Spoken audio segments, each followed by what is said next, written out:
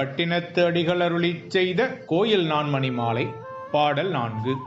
உரையின் வரையும் பொருளின் அளவும்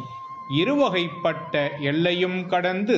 தம்மை மறந்து நின்னை நினைப்பவர் செம்மை மனத்தினும் தில்லை மன்றினும் நடமாடும் அம்பலவான நீடு குன்றக்கோமான் தன் திரு பாவையை நீலமேனி மால் திரு தங்கையை திருமணம் புணர்ந்த ஞான்று பெரும நின் தாதவிழ் கொன்றை தாரும் ஏதமில் வீர வெல்விடை கொடியும் போரில் தழங்கும் தமருகப்பறையும்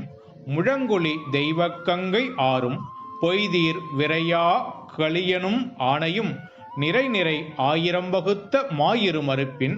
வெண்ணிறச் செங்கன் வேழமும் பன்னியல் வைதிகப் புரவியும் வானநாடும் மையரு கானக மேருமால் வரையும் செய்வயல் தில்லையாகிய தொல்பெரும் பதியும் என்று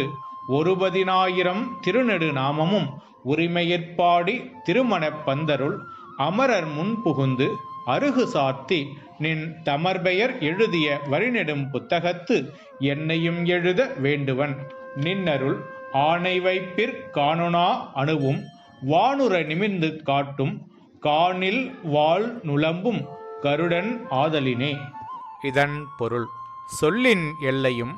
பொருளும் அளவும் இருவகைப்பட்ட எல்லையும் கடந்து தம்மை மறந்து உம்மை நினைப்பவரது செம்மையான வனத்திலும் தில்லை சிற்றம்பலத்திலும் நடனமாடும் அம்பலவான உயர்ந்த மலையரசன் மகளாகிய உமாதேவியை திருமாலின் தங்கையை திருமணம் செய்து கொண்ட பொழுது, ஐயனே, உன்னுடைய கொன்றை மாலையும் இடபக்கொடியும் ஒளி செய்யும் உடுக்கையும் ஓசை மிகுந்த கங்கையாரும் பொய்யில்லாத நீக்க முடியாத மறை என்னும் ஆணையும் வரிசையாக 1000 கொண்ட பெரிய தந்தங்களை உடைய வெள்ளையானையும் பண்ணொடும் ஓதப்பெறும் நான்மறை என்னும் குதிரையும் விண்ணுலகமும் கலங்கமற்ற மேருமலையும் விளை நிலங்களை உடைய திருத்தில்லையாகிய பழமையான தலமும் என்று ஒரு 10000 திருப்பெயர்களும் உரிமையாகப் பாடி திருமணப் பந்தருள் தேவர்கள் முதலில் வந்து அருகம்புல்லை சார்த்தி உன்னுடைய அடியார்களுடைய பெயர்கள் எழுதப்பட்ட